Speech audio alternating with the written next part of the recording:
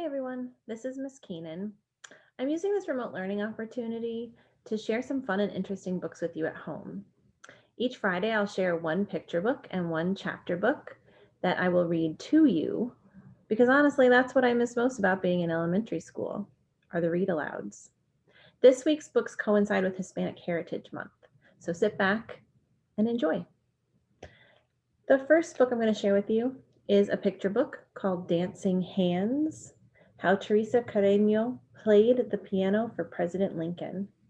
And it's written by Margarita Engle and illustrated by Rafael López.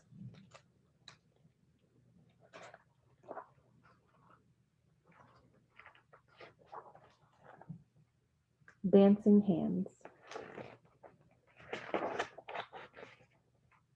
When Theresa was a little girl in Venezuela, Mama sang lullabies while Papa showed Teresita how to let her happy hands dance across all the beautiful dark and light keys of a piano.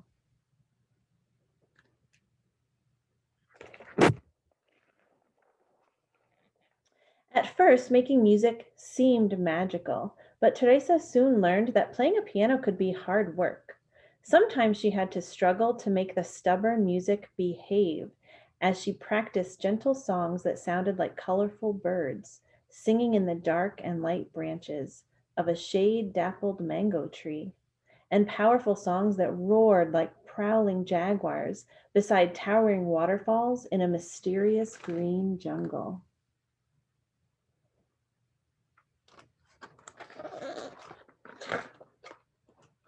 If Teresa felt sad, music cheered her, and when she was happy, the piano helped her share bursts of joy. By the time she was 6, she could write her own songs, and at 7, she performed in the peaceful chapel of a magnificent cathedral, playing hymns that shivered like hummingbirds.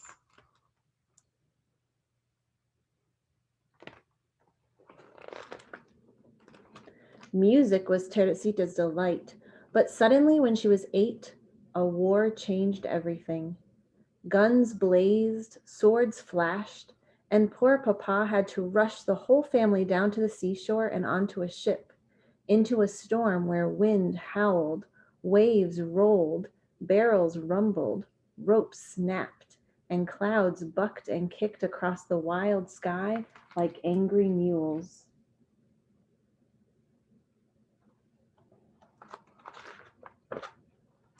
By the time the ship arrived in New York, Teresa felt lost. She was homesick. How could she ever play happy songs again in this unfamiliar country where she did not know a single friend? Few people spoke Spanish, and all around her, curious strangers stared and whispered, as if her whole family belonged in a museum of oddities.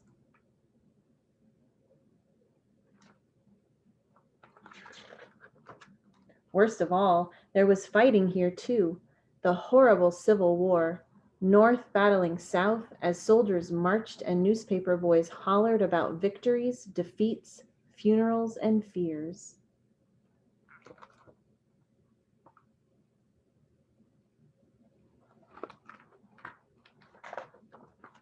Without a new piano, Teresa would have felt even more lonely, but soon she discovered that wherever one is, some people are friendly, drawn together by songs. Musicians came to her, playing along while they listened to the dazzling notes of her dancing hands. Determined to improve, Teresa practiced graceful waltzes and sonatas, booming symphonies, and lively folk songs, her strong hands accepting the challenge of life's many dark and light moods.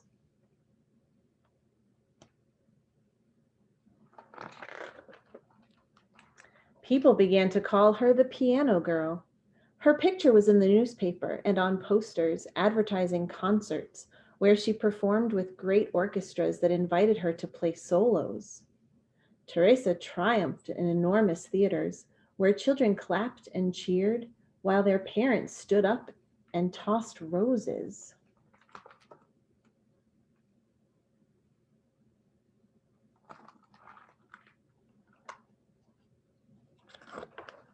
With Papa at her side, she traveled to elegant cities, and by the time she was 10, The piano girl grew so famous that she received amazing invitations, including one so special that she could hardly believe her eyes.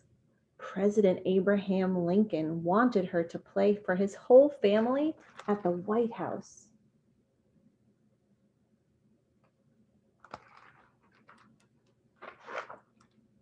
But the country was still at war, so Theresa arrived in Washington, D.C. at a time when freed slaves were signing up to be soldiers. The injured moaned, and nurses groaned from the sheer weariness of caring for so many fevers and wounds. Not long ago, the president's young son had fallen sick and had died. Men argued about battles lost, battles won, speeches made, victory delayed. Theresa began to worry. How could music soothe so much trouble?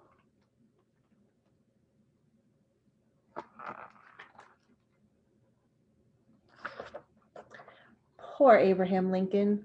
Theresa hoped she could entertain the president, his grieving wife, and their two surviving sons. Her fingers might stumble, the rhythms emerging too slow or too fast.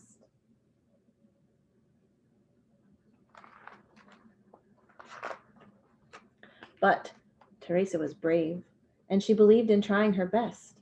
So she entered the White House silently, clutching Papa's hand fiercely as they stepped into a room so red that it looked like a storm or a sunrise.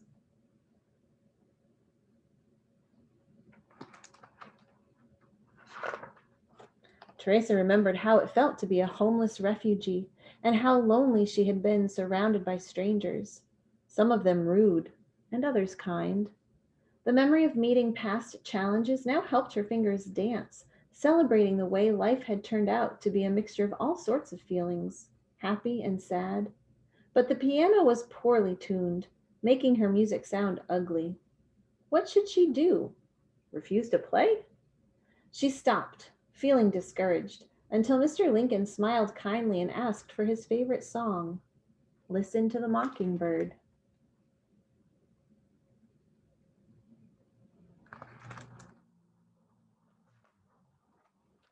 Theresa knew she could play this lively piece, even on an imperfect piano, so her fingers leaped across all the glorious dark and light keys, improvising the way mockingbirds do, the melody changing as she went along. Music swirled, twirled, and soared wings of sound. The president listened quietly to notes that rose, swayed, rippled, and dipped like a bird in a blue sky above a green forest. He closed his eyes, nodded his head, stretched his long fingers, and tapped the tips of his shiny shoes.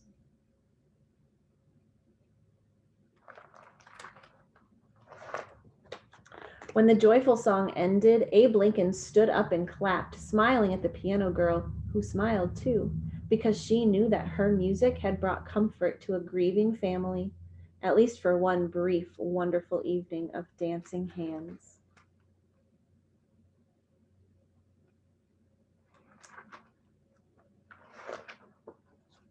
From then on, Theresa felt certain she would always be bold enough to share her musical courage anywhere in the world, simply by letting her fingers travel across the beautiful, dark, and light moments of hope.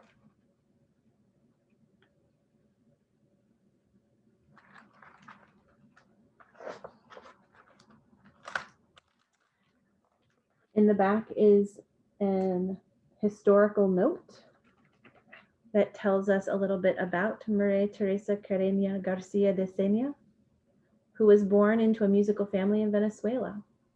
Her father was a politician and an amateur pianist who taught her how to play. By the time she was 6, she was already composing her own music, and soon she was performing. In 1862, a revolution forced her family into exile. After they settled in New York, Theresa played at Irving Hall. She received several piano lessons from Louis Moreau Gottschalk, and in 1863, her original composition, Gottschalk Waltz, was published. She played as a soloist with the Boston Philharmonic and traveled to Cuba, where she performed to great acclaim. In the fall of 1863, Theresa received an invitation to play for President Lincoln. He had already freed the enslaved people with his Emancipation Proclamation, and the Union had triumphed at Gettysburg. Saddened by the death of his son Willie and worried about the future of the nation, Lincoln took comfort in musical performances, including concerts by Theresa Carreno's teacher, Gottschalk. After her White House performance, Carreno toured Europe, where she played for the famous composers Gioacchino Rossini and Franz Liszt. Later, tours took her all over the world, including Australia, New Zealand, and South Africa. She returned to Venezuela only once because her countrymen disapproved of her, scandalized by the independent spirit that caused her to divorce 3 times before finding happiness with her 4th husband.